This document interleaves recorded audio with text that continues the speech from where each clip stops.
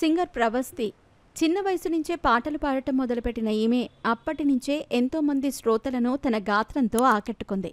ముఖ్యంగా ఎస్పి బాలసుబ్రహ్మణ్యం లాంటి దిగ్గజ గాయకుల మన్ననలు పొందిన ఈమె ఇప్పుడు ఆయన స్థాపించిన పాడుతా తీయగా కార్యక్రమంపై విమర్శలు గుప్పించటం సంచలనంగా మారింది. ఒకప్పుడు ఇదే షోలో తన టాలెంట్ని ప్రూవ్ చేసుకున్న ప్రవస్తిని ఇప్పుడు జడ్జెస్ ఎలిమినేట్ చేయటంపై అసహనం వ్యక్తం చేసింది. ముఖ్యంగా తనపై పక్షపాతం చూపించారని, నచ్చిన వారికే ఇక్కడ అవకాశాలుంటాయని, ముఖ్యంగా సింగర్ సునీత తన విషయంలో పూర్తిగా పక్షపాతం చూపించింది అని, ఈమె ఒక ఫేక్ అని ఆవేదన వ్యక్తం చేసింది సింగర్ ప్రవస్తి. ఇక షోలో బొడ్డు కిందకు చీర కట్టుకుని ఎక్స్పోజ్ చేయాలని ప్రొడక్షన్ టీం తనను బలవంతం చేసిందని కూడా ప్రవస్తి తెలిపింది. ఇక సింగర్ ప్రవస్తి మాటలపై ఒక్కొక్కరు ఒక్కోలా ప్రవర్తిస్తున్నారు.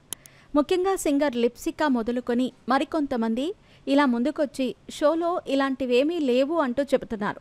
ఈ నేపథ్యంలోనే కొంతమంది జడ్జెస్కి మద్దతు పలుకుతూ ఉంటే మరికొంతమంది సింగర్ ప్రవస్తి ఆవేదనను అర్థం చేసుకుని ఆమెకు అండగా నిలుస్తున్నారు.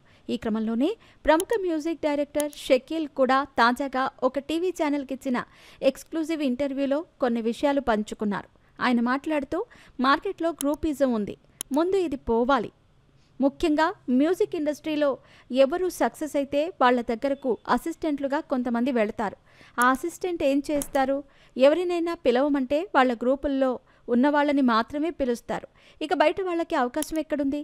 కంపోజర్స్ కూడా ఈ విషయం తెలుసుకుని కొత్త వారికి అవకాశం కల్పించాలి. ముఖ్యంగా కులకజ్జి గ్రూపిజం అనేది పోతే అటు సింగర్స్ అంతా కూడా తమ టాలెంట్ నిరూపించుకునే అవకాశం కలుగుతుంది. ముఖ్యంగా వాయిస్ క్వాలిటీ, సౌండ్ ఎలా ఉంది అని మాత్రమే చూసుకోవాలి. కులకజ్జి గ్రూపిజం లాంటివి తీసేస్తే ఇండస్ట్రీ బాగుపడుతుంది. ప్రత్యేకించి ఈ జనరేషన్లో కూడా కులాల గురించి ఆలోచించే మైండ్ సెట్ ఉన్నవారు మా గ్రూప్లో కూడా ఉన్నారు. అలాంటి వాళ్ల వల్లే టాలెంట్ తొక్కివేయబడుతోంది.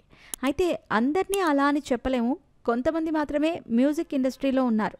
ఇక ప్రవస్తి విషయానికి వస్తే ఆమె చెప్పిన దాంట్లో 100కి 100% నిజం కాకపోయినా కనీసం 70% నిజం ఉండొచ్చేమో. కానీ కీరవాణి గారు ఇలా చేశారన్నది ఎవరూ నమ్మశక్యం కాదు. ముఖ్యంగా తెలుగు సినీ ఇండస్ట్రీలో కొత్త వాళ్ళకి అవకాశం ఇవ్వరు. గుంటూరు, వైజాగ్ ఇలా చెప్పుకుంటూ పోతే ఆంధ్రాలో చాలా ప్రాంతాలలో చాలా అద్భుతంగా పాడేవారున్నారు. వారందరూ వెలుగులోకి రావాలి, కానీ వారికి అవకాశాలే ఇవ్వట్లేదు కదా. ముఖ్యంగా ప్రవస్తి చెప్పిన దాంట్లో కూడా నిజం ఉందేమో అంటూ తన అభిప్రాయాన్ని బయటపెట్టారు. ప్రస్తుతం ఆయన ఇచ్చిన ఇంటర్వ్యూ వీడియో కూడా ఇప్పుడు వైరల్గా మారింది.